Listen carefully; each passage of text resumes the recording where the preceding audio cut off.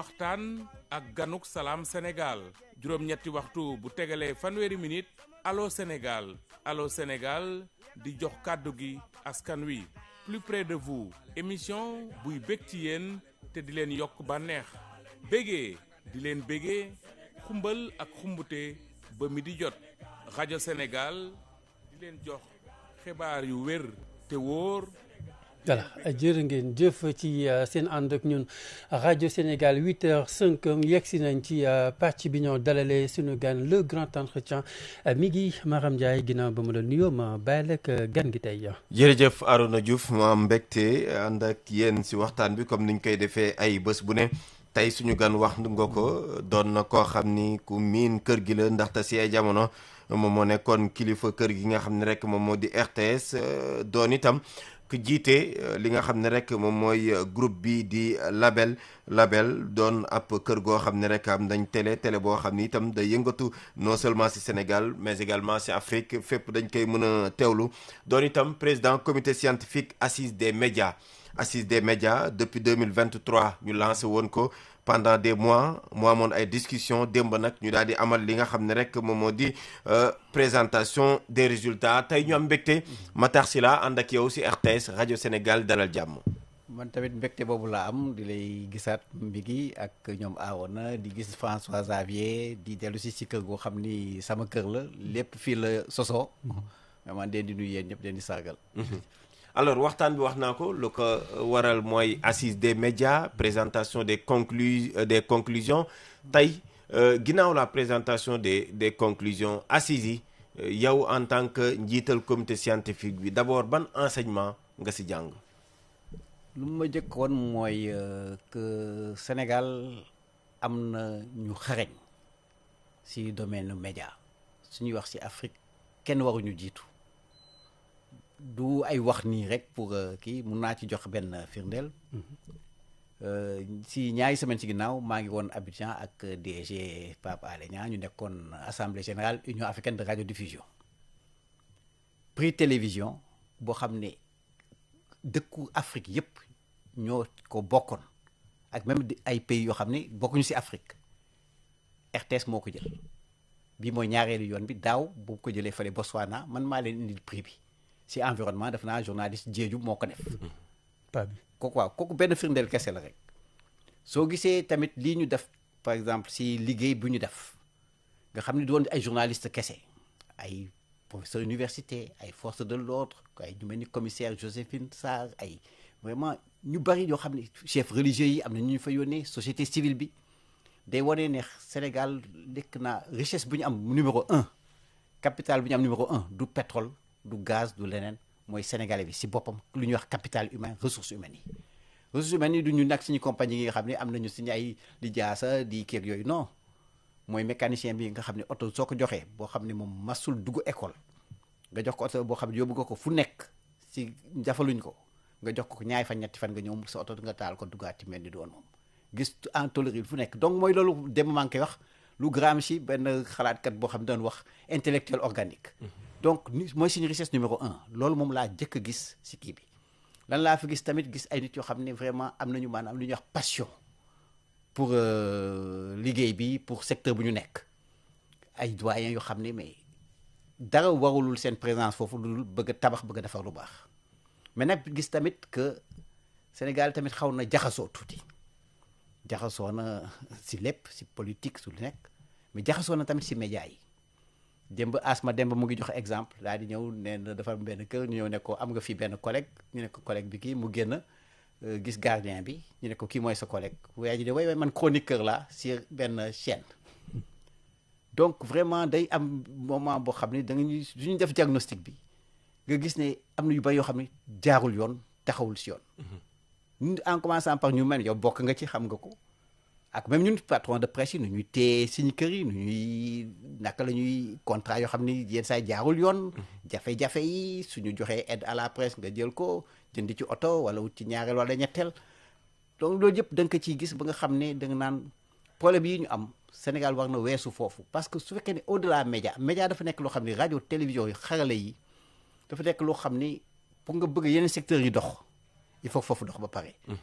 même soo bëggee def ay industrie culturelle dem maa ngi jox tamit exemple boobu nga discuter mooy lan mooy ay fowukaayu xale yi lu nekk démb jox naa exemple Monopoly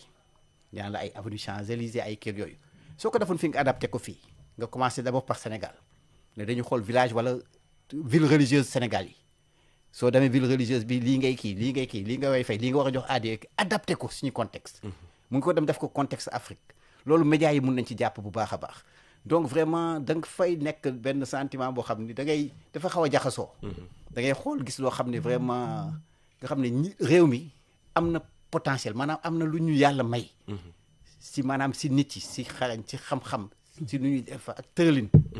mais d'un autre côté tamit nga xool ne ku nekk yenn saa yi da ngay def lu la neex mu am un peu de désordre donc vraiment loolu la léegi nag lan la ñu war a def mooy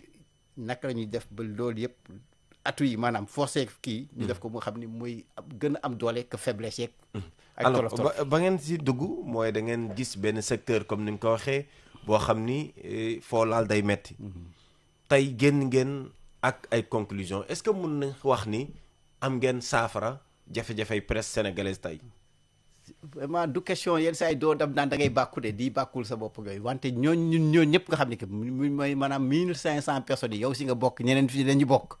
ñoo xam ne toog nañu ñaari at la ñu toog pour def ko mu lu yore ne yombul woon loolu ñu génne tey yaakaar naa ne waxuma Sénégal mais Afrique parce que man xam naa Afrique man maay représenté radio télévision Afrique yëpp si comité exécutif bu fukki membre ak ñaar bu UAR muy Union africaine radio télévision Afrique yëpp mun naa la wax ne loolu ñu fa jëlee suñ ko deful ñun yenn réew yi dañ ko def loolu ñu fa def comme réflexion amul dara lu ñu bàyyi muy régulation muy koom-koom muy tàngat kii jàngale bi tàngat ñuy liggéey si kii bi du journaliste yeeg ñëpp techniciens yëpp muy protection des journalistes muy contenu yi muy technologie innovation maanaam xarala yu bees yeeg ay intelligence artificielle yooyu ñuy wax yëpp loolu yëpp dañ ci anticiper c'est-à-dire que ñun réglé wu ñu ay problème mu tey rek loolu ñu def comme projection wóor na ma suñu defoon ak texte yi topp recommandation yi ñu wax ñu def ko fekk peut-être ñaar fukki at du soxla ci ñu laal ci si dara te dina fekk Sénégal dina pare donc vraiment yaakaar naa ne daal suñu toogee ak autorités yi vraiment tàppe xol yi comme nu mu ko waxee ku nekk ñun man du amul benn revendication parce que liggéey bi kenn mënul wax de sama liggéey la man yow den la jiital rek pour nga di orienté yooyu mais xam-xamu ñëpp te yenn saa yombul woon réunion yi yow fekk nga réunion yu bari yéen fekk nañ réunion yu bari yenn saa yi da daan am ay clash dañ daan toog yenn saa yi am nañ réunion dañu toog ba ay minuit di def ay sous-groupe yu kenn xamul bon gars yi jàppante tout ça mais après au bout du compte ñu xam ne dafa rek moo ñu sosal moo taxoon ñu bëgg a jóg ñu def ko document bi ñu def nii amul document boo xam ne mën na ko gën mënuñu génne benn document boo xam ne ki lépp mu ngi si biir d'accord juróom benn commission laata Aaron di ñëw la woon bëgg naa tout à l'heure peut-être commission bu ne dinañ ci jéem a dugg xool lan mooy recommandation forte bi mais si li ma doon dikk rek wax nga ko mooy saafara la mais am na si diggante bi li fi xew mooy ay concertation yi nga xam ni ministère bi def ko def est-ce que concertation yooyu narul suul liggéey bi ngeen def man dafa position su ma dafa fekk nekk fa dem dama nekkoon Abidjan su fi nekkoon dinaa ci dem man gis nga affaire sooy tabax am na yoo xam ne doo ko toppatoo c'est accessoire mais nag lépp lu ñuy war a def foofu même concertation yi ak yu bari yoo xam ne ministère bi mu ngi koy teg même commencé xoolaat texte yi xoolaat loi yeeg yëpp yaakaar naa ne si rapport boo ñoon déposé si lañu sukkandiku pour di koy def kuy sukkandiku nag di bëgg a def nekk dafa bëgg a defar bëgg a tabax bëgg a indi ay saafara si jàngoro yi yoo xam ne gis nañ ko da ngay ànd ak moom jàppale ko daf ko soxlawul am ay état d'âme ak yu mel noonu man nee naa vraiment bu ñu revendiquer dara te kii bi du yow yaa koy signé du man maa koy signé du ma signé assises yi ñoo ko signé assises yi 1500 personnes du woon ay journalistes kese Sénégal moo ko moom donc su fekkee ne loolu la ñu bëgg suñu am ay médias yoo xam ne ñu ngi dëppook yoon di def lu ñu war a def ak responsabilité di wax dëgg su fekkee ne loolu la ñu bëgg def nañu kii rek manko comme ni ñuy wax wuti ndam mais wuti ndamu médias yi parce que su wuti ndamu médias yi mooy ndamu Sénégal si tous les secteurs médias su sooxee lépp loo bëgg a def dañuy wax agenda Sénégal 2050 Sénégal numérique yëpp su ci médias yi jàppul waxuma ne du am de mais loo woon naka def si soo woon mënoon def si benn at di nga jël ñeenti at pour nga def ko donc médias su fekkee ne accompagner leen en commençant par service public man tout le temps dama koy défendre mënuñu nekk PAM des pays yoo xam ne am ay dëkk yoo xam ne yu méngoo ak Sénégal nekk dans des budgets de 25-26 milliards 30 milliards pour l'audiovisuel public ñun ñuy fekk di kii ak di et cetera di wuti ay dette ak ñu lay kii ak doo mënoo fay sécurité sociale et cetera te loolu soo réglé wul financement public bi privé bi du mun a dox parce que soo leen su amul kii tamit il faut ngeen wuti ko foo leen koy wuti si publicité bi ngeen koy wuti. ñaan pourquoi RTS di kii pourquoi rajo publique yi di def non c'est normal suñu la joxul maanaam mëntukaay yi ba mu mët sëkk ba nga def sa mission parce que cahier de charge yi dafa bari. vous êtes baa ngi xool si studio bi Louga Diourbel FM fu nekk ñun on n'est pas ñun privé on n'est pas obligé dem fu nekk. su ma xamee ne su ma demee Tambacounda wala dem naa Fel wala dem naa Matam aw ma fa dara mënu ma fa am kii du ma dem dafay charge inutilement yéen da ngeen am obligation RTS dafa service public dafa am obligation dem fu nekk donc question yooyu yëpp la ñu war a régler donc su nekkee dans cette dynamique là vraiment nañ dem dans une dynamique de construction wut ay solution du kii man maa fi def man maa defoon man de revendiquer rien lan mooy laay revendiquer ak lan laa bëgg mu am mooy xale yi nga xam yéen ñi nga xam ne si dañuy bàyyi si seen loxo ñun si kii mu ngi suñu ginnaaw bés bu ñu dépassé mu ngi suñu ginnaaw. alors dugg nga si pàcc boo xam ni mooy lu ma doon wax si commission yi donc lii ngay wax moom moo jëm si wàllu entreprise yi wàllu koom bi naka la ñuy def ba mu sukkandiku. ab commission la woon si juróom-benn yi. waaw modèle économique également bu entreprise de presse yi souvent nit ñi dañ koy jooy di leen joxaj baaraamu tuuma yéen patron de presse yi. yow nga am si xam-xam bu yaatu. tey sa gis-gis si modèle économique média yi. naka lañ lan lañ war a def pour ñu am un modèle économique bi nga xam ne bu viable lay doon. man je pense amul benn modèle économique bu ne nekk nii la ñuy def parce que su ko defee benn recette miracle daal amul bâton magique lépp loo man lépp dinaa lépp lu ñu war a commencer mooy régulation mooy nak tëralin bi kan moo war a def lan service public lii la war a doon soo bëggee def rajo lii nga war a def et cetera donc loolu c'est vrai état war na mun na ko def jël ay décret jël kii mais sës ko autorité de régulation boo xam ni dootul CNRA bi CNRA fi mu nekk vraiment li ñu leen bëgg a sas peut-être ci seen ay mbagg dëppawul ak jamono am tamit autorégulation ñu ngi wax correct mais correct tamit il faut que ñu def ko loo xam ni dina am maanaam ay pouvoir am doole boo xam ni suñ la convoqué tey ne la Makhtar Sylla yow ñëwal wala yow Biggi wala Arouna ñëwal da ngay tiit dafay mel ni dikk moo la woo moo war a nekk dikku média yi mais kenn yenn saa yi duñu leen faale parce que mënuñu la contraindre ci dara parce que tant que organisé wu régulation mooy da ngay organiser concurrence bi naka la war a kii lii la war a def loolu amu fi fii ku nekk da ngay def lu la neex su mbal lu la ku nekk da ngay def lu la neex su a nekkee nag dans des zones man nga nekk yow tu es en règle fiscalement tu es en règle def loo war a def ay investissement yoo xam ni amul koo xam ne daf ngay jël sa néeg rek pour su néeg jël sa téléphone kii def lu la neex ne voilà chaîne YouTube nga chaîne lii chaîne la yow amu leen les mêmes charges de structure maanaam lépp lu la war yow si électricité si fay personnel si wut ay oto wut ay jumtukaay waru leen ñoom mais tant que yooyu réglé wuñ ko mais du mun sotti donc une fois que loolu ñu réglé ko régler question vraiment environnement bi kan mooy kan lii nga def rajo lii nga war a def rajo privé lii la war a def rajo communautaire yi lii ku nekk ñu suñ ko tënkee ba pare da ngay am ay accompagnement am wax nañ joxe nañ démb exemple ak am boo xam ne xam naa ko bu baax parce que semaine bii bi da war naa fa dellu muy Côte d'Ivoire ñoom dañu am benn agence boo xam ne pour développement des médias boo xam ne sur seen plan 2024-2026 12 milliards ak lu topp ak 12 milliards 107 millions à peu près lañ leen jox boo xam ne dañuy jàppale entreprise de presse yi pas entreprise de presse publique yi parce que entreprise de presse publique dañ koy financer ci loi de finance xool daal di ne voilà RTS seen charge de temps la on vous donne un budget de 30 milliards par an pour lii mais suñu amee lu bëri 30 milliards am na ay publicités yoo xam ne doon dem di koy wuti di koy kii tout ça plafonné publicité de peut-être 90% financement RTS ça doit être sur des fonds publics dans la loi des finances lu ci des dina permettre secteur privé bi ñoo xam ne ils sont en règle dëppoo nañoo ak yoon ñu ngi fay seen impôt ñu ngi fay seen kii ñu ngi fay normalement dina fex mu ngi am na tamit d'autres mesures d'accompagnement yoo xam ne war nañ ko mun def par exemple Gabon bu ma nekkoon Gabon benn ministre mooy yeewu ministre communication à l'époque moo nekkoon sax candidat bi si élection yi contre président bi jël mois bu nekk 500 francs de plus Gabon ils avaient à l'époque presque 360 à 400 000 abonnés canal soo ci defee 500 bi dans l'année c'est 2 milliards 400 mais boobu dañu ko jox au service public mu ñëw dans le complément du truc du service public donc il y a beaucoup de mécanismes mun nañu def au niveau de mun nañu am fiscalité particulière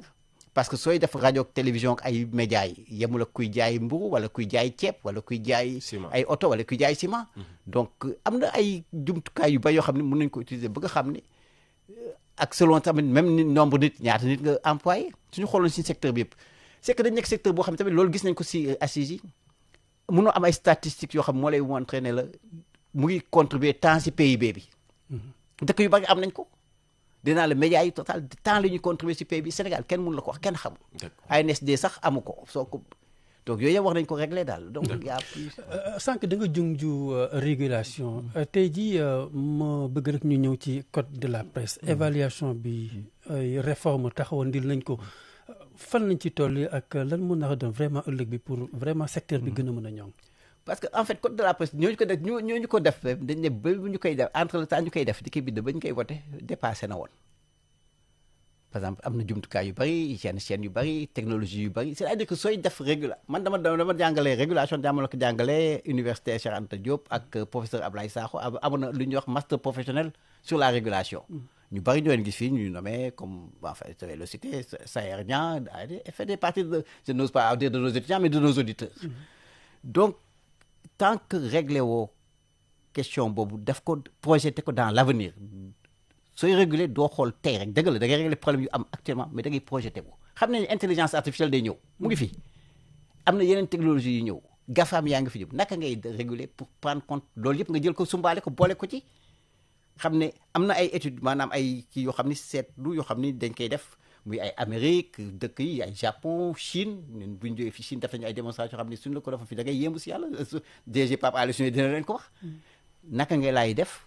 pour que dans 25 ans xam nañu lu nar a xew lu bari xam nañu naka la nar a xew dëgg la gaa yàlla laay dogal wante nag yu bari yàlla may nañu xel ba nga xam ne mën nañu xam fen da nga koy intégré sooy mooñ sa texte yu bees yi donc yooyu lañu def mooy tax code de la presse à l'heure actuelle méngoowul ak jamono méngoowul ak métier yu bees yoo xam ne ñëw nañu entre temps am na métier yoo xam ne amul woon ñi ngeen kii fii lii bu ñuy si temps kii baa ngi nii vidéo bi amul kii am yemul peut-être que lii fi soo demee fii ak 5-10 ans dootul mel nii donc il faut def nañu daal ay propositions yoo xam ne vraiment détaillées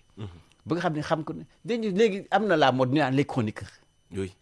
xam nga yow su fekkee yow soo leen nekkee dans le métier ñu neex yëfu chroniqueur mais da ngay ree daanu ba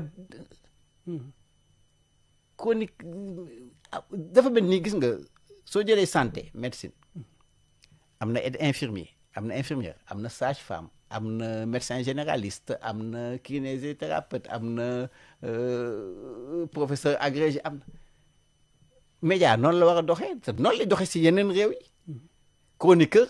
dafa laaj mun nga bay sax nekk kii média de homme de média mais dafa laaj nga am xam-xam bu kii dans un domaine ou dans 2 ou 3 domaines précis. donc luy xew jamono ji yow méngoowul ak lu taxoon ñuy wax chroniqueur. li ngay gis si média suñu defoon code de la presse correctement. balaa nga nekk chroniqueur dinañ jox critères yoo xam ne suñ ko defoon fii def naa yaakaar naa ne chroniqueur yu des du bari de. mooy doon daam Baye Daam Ndiaye doon wax démb borom garam bu yeeg di wax lu neex nga wax. suñu waxee politique yaa ci gën a xam suñu waxee économique nga wax ci suñu waxee loi de finance nga wax lu ñu mën di wax nga wax suñu waxee santé nga wax lu nekk nga wax ci jànguloo ko kiiwuloo ko ñooñu jikkee wax nga leen di contredire te fu ñu jaar yow suñu la mayaatoon nga dundaat ba kii sax jaaroo fa donc loolu yooyu la donc code de la presse yooyu yëpp la ñu war a régler vraiment yu bay la ñu war a saytu ak tamit autorité autorégulation pour éviter gis nga problème yii dem justice yóbbu nit yi wax nga lii tout ça soo defee autorité boo xam ne dooleel nañ ko dëgg-dëgg xool composition nañu xool yu bari dëgg la tout n'est peut-être pas parfait xool lu bari mais dooleel leen ba nga xam ne su fekkee ne autorité régulation dañuy wax am na ay sanctions yoo xam ne sax ngay dem ba autorité régulation bu mag bi moo naam lu CNRA bu bees bu ñu bëgg a def ñoo xam ne suñu la wooyee ñëw suñu la convoqué ne la yow ñëwal def nga li tout ça nga expliqué wu soo leen convaincre ñu leen bon fermer pendant une semaine may leen doole boobu su amoon yu bari dina commencé di régler beneen problème bi mooy wàllu tàggat la formation boobu itam amoon na commission spécifique boobu noonu tey ji nan ngeen dalalee xel yi lan ngeen fa wax ak lan ngeen fa tënk dëgg-dëgg boobu nag ci te commission boo xam ne seen liggéey bu ñu def dafa dëggay boo xam ne dañ koy rafetlu bu baax a baax a baax vraiment Mamadou Ndiaye bu CESTI Tidiane Sy bu EGICOM ak am na ñeen ñu fi nekk Bakary Domingo vraiment amoon na ñeen def naa Benjamin Ndiaye je pense etc am na vraiment ñu bari ñu fa nekkoon ñoo xam ni vraiment liggéey bu ñu def pour jéggi dayo dem nañu ba def ay curricula ba joxe ko des propositions de curricula mu ngi dans les documents tout ça vraiment wane naka la école yi war a tëralee naka lañ leen war a former da ngay ñëw par exemple nga ne formé naa benn journaliste bu def rajo foofu mu ñu koy ne dañ koy former amul benn studio rajo xamul sax luy studio rajo su ñëwul fii dugg seen studio bi xamul luy studio rajo wala nga ne formé nañ ko télévision masul xam studio télévision boobu benn la am na tamit formation yoo xam ne renforcement de capacité par exemple mun nañ toog fii tey ñu ne bon Sénégal am ñu dem si am nañu pétrole léegi am nañu gaz est-ce que duñu jël ay journalistes yoo xam ne dañ leen di former dans ces secteurs précis mun nañ dem fa am investigation fii ñu bay dañuy wax di kii soo bëggee def journaliste investigation nga dee da ngay xool gouvernance te journalistes yi am nañ ci droit xool naka la gouvernement bi naka la société privée naka la ñuy doxalee ndax dëppoo naak yoon ndax amul yu ci ay tolof-tolof ndax amul ay yoo xam ni dafa dëng mais dafay am technique d'investigation dañ ci tàngat ba nga xam naka nga koy defee di équilibré donc am na tamit lu ñuy wax formation boo xam ni moom amul benn école bu la koy jàngal mooy ñëw si comme si fii yéen am ay stagiaires ñu dugg xool na ngay def seen émission toog fële sel et cetera mais léegi loolu amul da ngay gis too xam ne da ngay kenn génn école rek voilà ñëw ñu ne daf bac plus 2 génn ñëw ñu ne c'est le rédacteur en chef. mais yéen a abandonné rédaction yi tamit doyen. waaw dëgg la gars c'est vrai loolu nga wax dëgg la il faut que vraiment doyen yi de plus en plus ñuy kii mais. ñu gën a jege xale yi. bon te xale yi tamit di nangu ñu leen di jege. mais tamit même soo leen di jege tamit am na ñu xam ne ko jox mais am na yoo xam ne tamit doyen yi tamit am na ay yëfu xarala yu bees yoo xam ne xamuñu ko tamit. donc ku nekk da ngay jàng si sa morom daal pouvoir donner de recevoir la daal. dëgg loolu tamit ça fait partie des recommandations yu ñuy def. vraiment que ñu gën jege xale yi gën leen jàppale ñun tamit ñu jàng si ñoom si technique yu bees si technologie yu bees yi daal. alors su ñuy wax xale yi également souvent luy doon seen préoccupation ñaar la benn bi mooy les conditions de travail ak seen kaaraange également si liggéey bi. sur cette question lan mooy les recommandations fortes parce que gis nañ tey si presse bi lu jëm si fonds d'appui bi sax nee nañ tey jii pour ñu joxe ko. foofu yow nga respecter lii ñuy convention collective bi est-ce que loolu jàpp nga ni mooy solution bi. waaw mun na nekk élément de solution mais yaakaar naa ne soo régler la question régulation. régler la question économique. permettre du question que da nga ko bëggul def de xaw ma nag ñu bëri de mais man de xam naa ne su ma jaayul kër wala jaay sama benn bien jaay si wala weer bu nekk su ma génnewul. du média bi mooy mun a kiyal boppam. présentement. yàgg na ba ma commencé ba ma ñëwee Sénégal ba léegi ma ñetti at amul dërëm boo xam ne dugg na si kii te jógewul ci sama poche dëgg la peut-être yàlla su wërsëg na maa ngi koy ciy sant mais du ñëpp peut-être ñoo ko bëgg du question que da nga ko bëggul def yenn saa yi nit yi dañ ko mënul def parce que environnement comme ni ko waxee su nekk mel ni làmb bu tas ku nekk daf lu la neex ku nekk kii tamit da ngay interpeller tamit les annonceurs. parce que loi publicité bi tamit ñu ngi koy xool suñ ko changé def lépp dans la régulation am na yoo xam ne parties yoo xam ne dootuñu ko mën di permettre parce que mënoo jël média boo xam ne qui n'est pas en règle naan da nga fay def ay publicité et cetera dina di dooleel donc yooyu yëpp dañ koy xool donc vraiment dafa nekk loo xam ni c'est assez compliqué et difficile vraiment peut-être am na ñoo xam ne dañuy def lu leen neex mais yaakaar naa daal ñu ci bari dëgg-dëgg ci patron de presse yu bari si temps yi nekk nii yaakaar ma ne am na ku ciy gagné xaalis de. vraiment honnêtement. donc cette situation là diggante état patron de presse état média yi ba nga xam ni jafe-jafe yi du tey wax nga ko yow 3 ans ñi ngi koy dund. am na ñeneen ñoo xam ni avant 3 ans yi ñi ngi koy dund. yow en tant que suñ ciy basé wu sa expérience yan tey ji yoon la ñu war a jaar pour génn si jafe-jafe yi ñu nekkee léegi. état dafa war a accompagner média yi man nekkoon naa TV5. bu ma nekkee TV5 daan préparer yenn saa yi dañu doon ñëw rendre au sommet des chefs d'État conférence ministère de la francophonie ay kuréel yu bari yu fa nekk daan naa bokk ci réunion yu français yi suñu doon def waa TV5 en France daan suñu doon préparer réunion internationale yi ministère affaires étrangères lañ daan ko defee ministère affaires étrangères France day financer les médias français muy France Média Monde bi leur budget vient principalement de là. C'est-à-dire que ñoom dañu jël kii média yi dañu ko jël comme nekk comme un outil également de la diplomatie et du soft power lu ñu ko waxee maanaam soo bëggee sa réew ñu considéré ko nga bëgg investisseurs di ñëw bëgg sa réew ñu ràññeeku si àdduna bi da ngay am ay médias yoo xam ne dañu nekk fu nekk si àdduna bi donc loolu dafa nekk loo xam ni au niveau du financement c'est essentiel. Il faudrait vraiment dans un pays comme le Sénégal ñu xool naka la ñu def man je parle même de politique audiovisuelle extérieure soo defoon lu mel noonu par exemple nga ñëw nga ne sur chaîne rajo yi télévision yi yéen ñëpp dañuy def benn conseil de coopération dañu bëgg am chaîne boo xam ne day def le sport au Sénégal benn la culture au Sénégal benn l'économie du Sénégal benn on fait les trucs sur la société sénégalaise benn une chaîne touristique ou découverte benn une chaîne d'information pas en wolof puisque wolof puis c'est réglé ici mais on veut également aller à l'international et Demba Bakary Dogomengo le disait dafa un truc en français moi je diffuse une de mes chaînes je diffuse en français ak anglais lay def parce que tu vas aller à l'encontre de l'Afrique mënoo toog fekk naan je suis le numéro 1 en Afrique occidentale tout ça non tant que yaa ngi wolof mënoo nekk numéro 1 c'est pas possible parce que gars yi di wolof c'est fii lañ ko dégg donc soo defee loolu nga def un conseil de coopération financer ko avoir ces chaînes 4-5 chaînes léegi ça le permet parce que y a le numérique est là mais mun nga dem sax ba yeneen dëkk yi nga def seen dans leur langue mun nga ko def en mandarin mun nga ko def en turc appliquer tamit la réciprocité au niveau diplomatique la tax nit yi yow des fréquences fii yéen am ngeen fréquence France am ngeen fréquence Belgique am ngeen ko Turquie am ngeen ko Chine loolu la te y a ay accords de coopération ay accords culturels li ñuy def tout ça même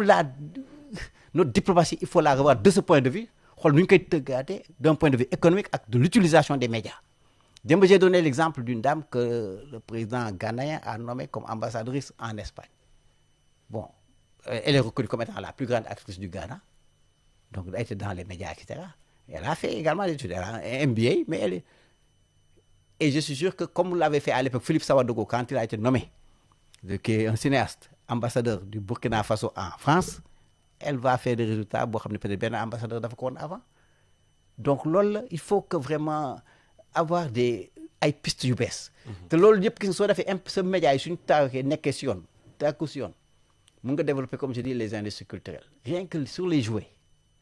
soo defoon tey nga ne balaa ngay jël ay poupées Barbie kay dañuy def ay Aline Sitoé Diatta Jëmbat Mbodj dañuy def ainsi de suite dafa les trucs de sœur Lébou là seen tenue yi seen kii voilà di kii jël sa poupée di changer kii balaa ngay changer Barbie yooyu ngay changer jël ça permet nga régler des problèmes de nos tissus locaux et cetera de nos créateurs rek vision boobu ngay am affaire il faut bëgg si c'est-à-dire quelquefois soo koy dafa mel ni da ngay rêver mais lii may wax nii peut-être suñ ko tegee peut-être dans 10-15 ans daan kii loolu mën wax à l'époque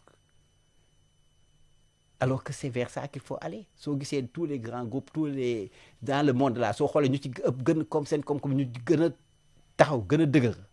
ñu ci bari médias yi lañ nekk c'est les médias parmi les hommes les plus riches aujourd'hui du monde les plus grosses fortunes c'est les gens qui sont dans les médias donc médias mun na indi koom-koom mun na indi xaalis mun na tabax nit mun na am maanaam boole xol yi mun na tax réew gën a gis boppam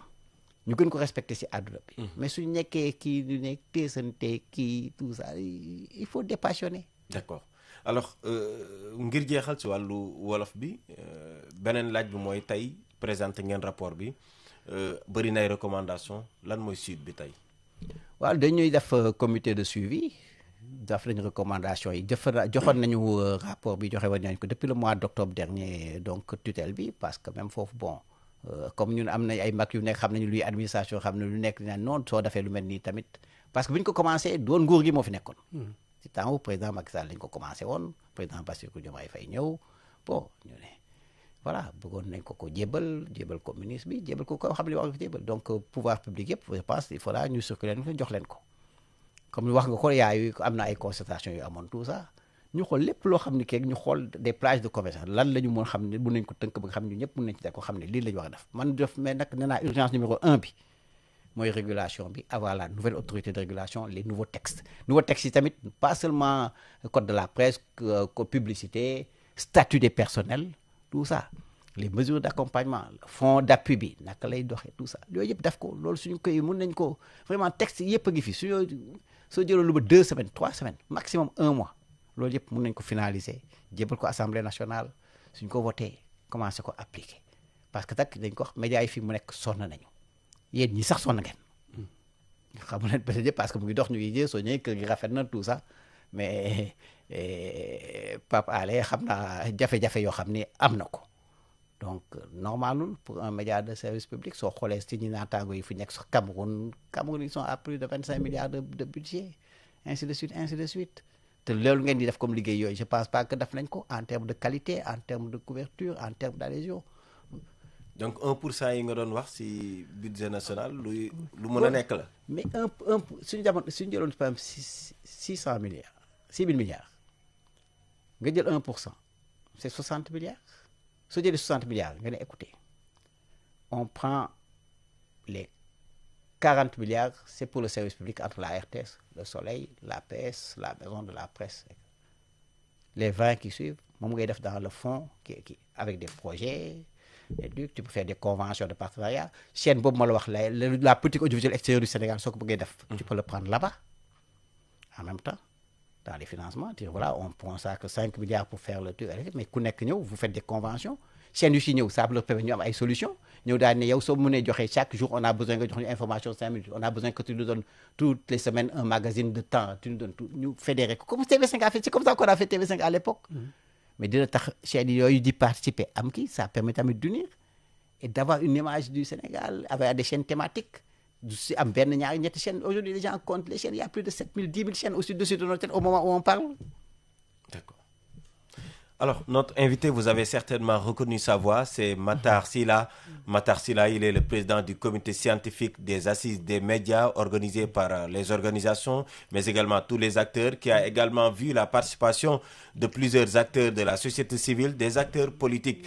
Hier, vous avez présenté les conclusions de ces assises après 2 années de travaux.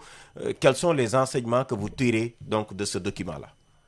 En tout cas, je pense que ça a été un document vraiment participatif, qui est le fruit de notre réflexion commune,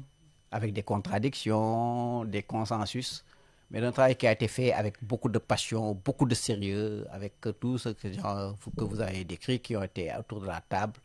avec plus de 1400 et quelques, presque 1500 gens qui ont participé, 792 pages de rapports consolidés, 95 de pages de rapports synthétiques, un plan d'action. Parce qu'il ne suffit pas de faire, on a dit comment, qui, les différentes parties prenantes. Vraiment un travail méticuleux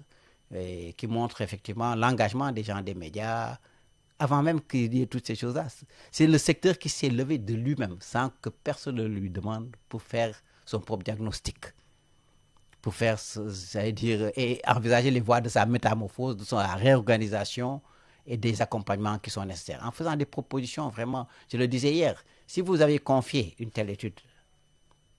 à un cabinet où vous demandez, vous comptez le nombre d'hommes jours, etc., ça se compterait à 1 milliard. Et ce que je crois, c'est que le document est d'une qualité telle, entre nous-mêmes hier soir, le directeur général de l'Union africaine de radiodiffusion, tout ça, quand je lui ai envoyé, a réagi aussitôt et on a échangé assez longuement. D'autres amis, d'autres directeurs généraux de pas mal d'autres pays, etc. Et je lui ai dit, la semaine prochaine, tu vas en Côte d'Ivoire, etc. Donc, les gens, si on ne prend garde, ils vont appliquer les choses qui sont dedans avant que nous les appliquions. Donc ça, c'est l'un des points. L'autre aussi enseignement que j'ai senti, c'est que le capital numéro 1 du Sénégal, en tout cas, de manière générale, et en tout cas, en particulier dans le domaine des médias, malgré les récriminations qu'on peut avoir sur les uns et les autres, c'est le capital humain. Il faut faire tout pour le renforcer. La réussite de l'agenda 2050, la réussite du New Deal technologique passera forcément par l'accompagnement des médias. Donc il faut aller de plus en plus vers une situation de conciliation, une situation apaisée, avec la liberté garantie, mais dans la responsabilité. Mais également, l'autre chose aussi, c'est la générosité. Beaucoup de gens auraient pu, dans ce pays, assurer la fonction qui m'a été confiée. Je pense que c'est la générosité, l'affection de mes pères, de vous les jeunes, etc., de vous la coordination des agences de presse qui m'avait fait cet honneur. Et ça a été vraiment des moments d'échange extrêmement fructueux que je garderai à jamais dans ma mémoire. Et je pense que tout le travail qu'on a fait sera un travail utile, si tant est qu'on veut véritablement prendre le document sérieusement, l'examiner sérieusement et mettre des propositions et recommandations en vigueur. Alors, 1 minute pour terminer. Avis d'expert, en tant qu'expert des médias, expert de la télévision, votre regard sur ce qui se passe présentement dans nos télévisions? Il y a... non, vraiment, je pense qu'au niveau des contenus, et là on n'a peut-être pas tellement parlé de contenus, au niveau du contenu, il y a beaucoup à faire. Beaucoup à faire. La télévision ne peut pas se résumer à, j'allais dire, voilà, des plateaux centrés à 90% sur les questions de politique, de santé, de trucs, etc. Quand vous regardez les autres télévisions des autres pays, ça ne fonctionne pas de la sorte. Je l'ai dit tantôt, c'est la deuxième année consécutive que la RTS gagne le prix de la télévision de l'Union africaine de radiodiffusion et télévision, qui regroupe toutes les télévisions publiques d'Afrique et un certain nombre de télévisions privées et de radios privées. Donc cela veut dire que la qualité peut exister, mais ça demande du temps. C'est pas les trucs d'avoir des trucs de chronique. C'est utile sans doute d'avoir des émissions politiques, etc. Mais ça ne peut pas se résumer à ça. Les questions d'innovation sont là, d'environnement sont là, de santé, d'éducation, de technologie, d'économie, économie dans le sens le plus large. Donc les contenus également ont fait l'objet de recommandations pour avoir au moins 60% de contenu. Et on va déterminer dans les cahiers de charges exactement les types de contenus qu'il faut produire, etc. Si on veut avoir cette politique audiovisuelle de l'extérieur du Sénégal, avec des chaînes thématiques qui vont à l'assaut du monde, ce n'est pas avec les programmes que nous faisons comme ça que nous y réussirons. Donc, voilà quoi, il faut dire les choses franchement. Il y a un grand chantier à entamer. Avec les chroniqueurs surtout. Bon, les chroniques, certains les appellent les tautologues. Bon, en Europe, on les appelle les tautologues. Certains les appellent les waxahalatologues. Bon, la chronique, c'est pas tous les chroniqueurs. Il y a des chroniqueurs excellents. Oui. Mais aujourd'hui, il faut le dire, c'est infesté par des gens qui ça n'a rien de chronique. La chronique, c'est pas un jeu. Il faut être sérieux. De la même manière que dans la médecine, il y a des aides infirmiers, il y a des sages-femmes, il y a des kinésithérapeutes, il y a des professeurs agrégés, il y a des médecins généralistes, etc. Il y a une hiérarchie dans l'étude des médias. Il ne faut pas se lever du jour au lendemain. Et ce n'est pas seulement d'ailleurs des gens des médias qui vont être des chroniqueurs. Vous pouvez avoir un médecin qui soit le meilleur chroniqueur santé. Vous pouvez avoir, je ne sais pas, un agronome qui soit le meilleur chroniqueur en matière d'agriculture, etc. Donc c'est ça. Mais ça demande une spécialisation, un savoir pointu dans un domaine ou un, deux, trois ou quelques domaines en tout cas particuliers. Mais vous ne pouvez pas être un spécialiste de tout, être là, commenter sur tout, parler de gens par rapport à qui vous n'arrivez même pas à la cheville et raconter tout et n'importe quoi. Et ça, effectivement, il faut que ce soit des choses qui cessent et qu'il faut qu'il y ait cette autorité de régulation. Et par rapport à l'autorité de régulation, ce que je dis, il faut